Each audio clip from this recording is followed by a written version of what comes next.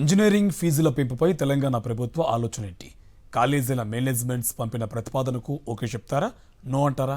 ఫీజుల పెంపుపై నిర్ణయాన్ని ప్రభుత్వం వాయిదా వేయడానికి కారణమేంటి? ఇంజనీరింగ్ కాలేజీ యాజమాన్యాలు పంపిన ప్రతిపాదనలు ఎలా ఉన్నాయి? Watch the story. ప్రతి 3 ఏళ్లకు ఒకసారి తెలంగాణ ప్రభుత్వం ఇంజనీరింగ్ కాలేజీల ఫీజులను సవరిస్తోంది. 2022 నుంచి కొనసాగుతున్న ఫీజులు ఈ సంవత్సరం సవరించాల్సి ఉంది. ఇప్పటి నుంచి 3 ఏళ్ల పాటు అమలులో ఉండే ఫీజులపై రాష్ట్ర ప్రభుత్వం కసరత్తు చేస్తోంది. అయితే ఫీజులపై ఇంజనీరింగ్ కాలేజీ యాజమాన్యాలు పంపిన ప్రతిపాదనలు వింటే పేరెంట్స్ గుండెలు అదిరిపోవాల్సిందే. 175కి గాను 160 కాలేజీలు తమ ప్రతిపాదనలను ప్రభుత్వానికి ఇచ్చాయి. కొన్ని కళాశాలలు ఏకంగా 50 నుంచి 80% వరకు పెంచాలని కోరాయి. రాష్ట్ర వ్యాప్తంగా 40 కాలేజీల్లో ఫీజు ₹1,00,000 ఆ పైనే ఉంది. తొలిసారిగా పలు కాలేజీల్లో ఫీజు 2 లక్షల మార్కును చేరుకోవచ్చనే అభిప్రాయం వ్యక్తమవుతోంది. కాలేజీలు పంపిన ఫీజుల ప్రతిపాదనలపై ప్రభుత్వం త్వరలోనే నిర్ణయం తీసుకుంటుందని చెప్పారు తెలంగాణ ఉన్నత విద్యామండలి చైర్మన్ బాలకృష్ణారెడ్డి.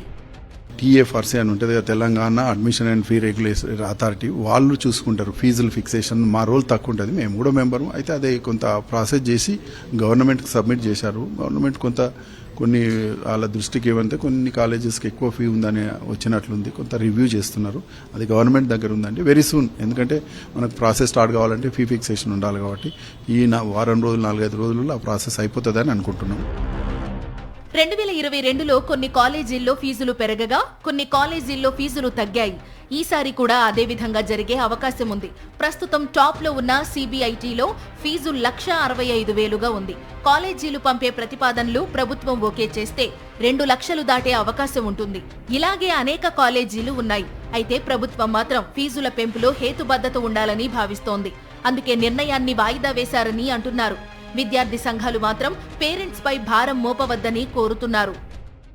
ఈ ఫీజులు పెంచితే ఈ రాష్ట్రంలో పేద విద్యార్థులు, అందులోనూ ప్రధానంగా బడుగు బలహీన వర్గాల విద్యార్థులకు ఇంజనీరింగ్ విద్య అనేది కలగానే మిగిలిపోయే అవకాశం ఉంటుంది. కాబట్టి ఈ ఫీజులు పెంచొద్దు అని చెప్పి ఎస్ఎఫ్ఐ కూడా ప్రభుత్వాన్ని కోరింది, డిమాండ్ చేసింది. ఇదిలా ఉంటే ఫీజుల పెంపు ఖరారు కాకపోయినా అడ్మిషన్స్ ప్రక్రియ ప్రారంభించే అవకాశం ఉందని అధికారులు అంటున్నారు. కాలేజీల్లో సీట్ల సంఖ్యపై ఏఐసిటిఈ నుంచి అప్రూవల్ రావాల్సి ఉందని చెబుతున్నారు.